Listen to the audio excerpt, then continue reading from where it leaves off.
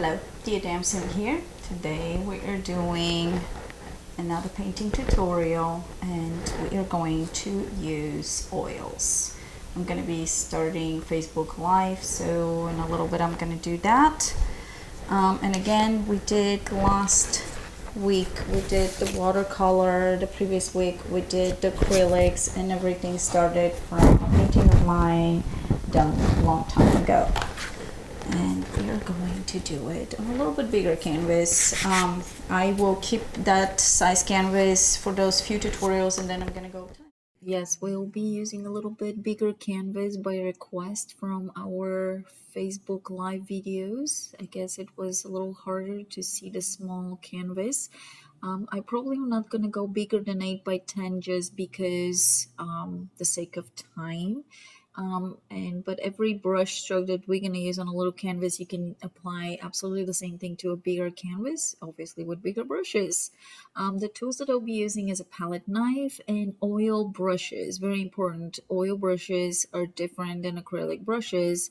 There is acrylic and oil brushes combos, but I usually like to get my oil brushes as oil brushes. I'm sketching the coffee mug a little bit off-centered because it has a handle on the right-hand side. I also shrunk the top, so made the oval a little bit longer, so the perspective of the mug is a little bit closed versus open. I don't want to see what's inside. I just want to concentrate on the coffee. Actually, it's a cup. In the description below, I will add all the materials that I'm using. These paints are awesome.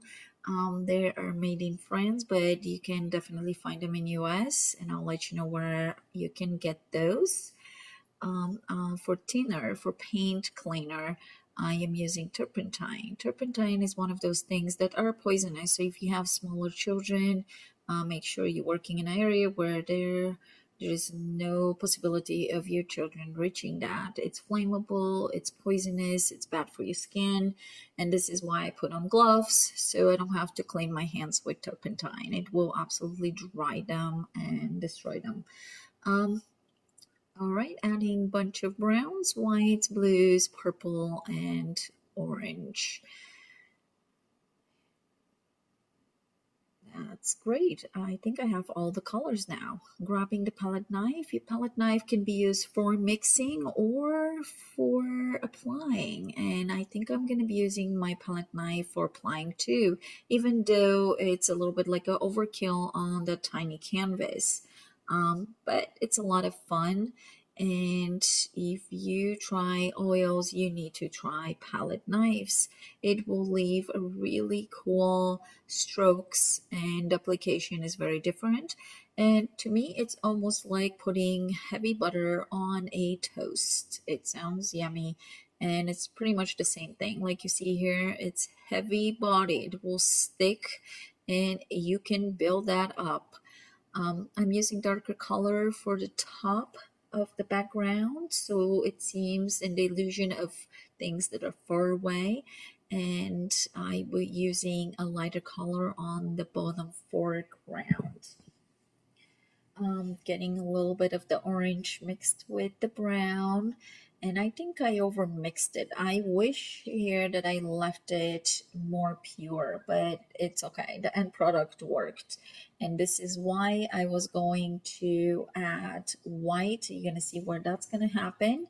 I'm using a rag, so I'm not using the paint thinner inside the house.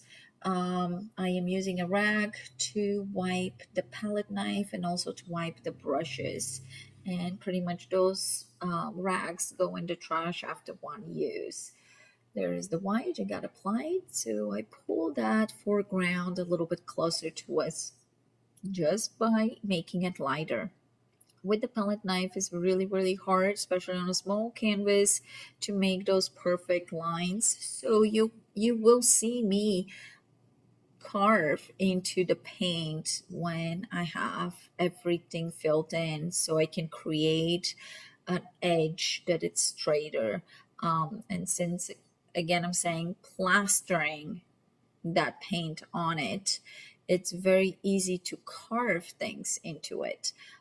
Using a brush, I think it's number 2, and you can see it's quite different than the number 2 for acrylics and for watercolor. I'm adding a shadow on one side of the cup, obviously. Light is coming from the left, so I'm adding the shadow on the right, but my light will be coming on the inside on the right side, but not on the left hand side. So that's where we are going to have the darker color on the inside. I'm adding a lot more white here so I can have this, and using the brush to kind of straighten the lines and push the paint a little bit. And it got mixed with the brown here, and it's totally fine. It gave me that illusion of my mug. It's shiny, so it's reflective surface. So maybe a little bit of the brown, it would not be a bad idea in there. There is the deep shadow. And after that, I'm going to start using a lighter blue. And I didn't need it that lighter blue at all because I could have created that with my white. But since I scored it out, I will be using it. So you don't have to use the lighter blue. I added a little bit of that mixture of orange and brown together into my right hand side, and I'm getting a little bit off the camera, so I'm gonna push, I guess, a little further in.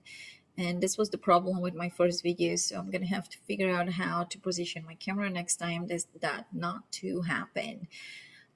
Here it is, adding a little bit more definition on the edges, running out of color. I couldn't even go through half of the color with my acrylics, but when you're using a palette knife, you will use 5 times probably more color than if you're using a brush. And again, I am plastering, I am building this paint on the canvas. Here is when I'm going to start carving a little bit into the edge of the rim, just to create that 3-dimensional illusion again and give myself a little bit of a highlight. And it worked beautifully. So the next part, I think I'm adding highlights here and there and just adding white, whatever, and carving. You're not missing much here because pretty much the mug is complete. If you like this video, please subscribe to my channel. Or if you have any suggestions, or you want me to paint something, or you want to see me painting something, please let me know in the descriptions below. And like I said, I will add all that I'm using in the descriptions below. I'm squirting more paint. I'm getting more orange. I was running out of colors on that small canvas. I can't believe it. Well, thanks a lot. And if you're watching other artists' videos, subscribe to them. Support the YouTube community.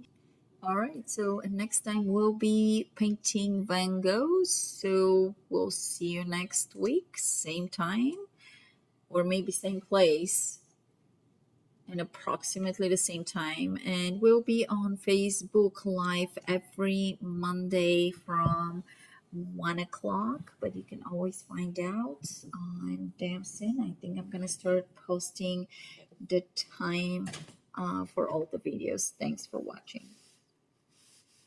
Thank you so much for watching, and we'll see you next time. And like I said, before I touch anything, we are going to do a Van Gogh.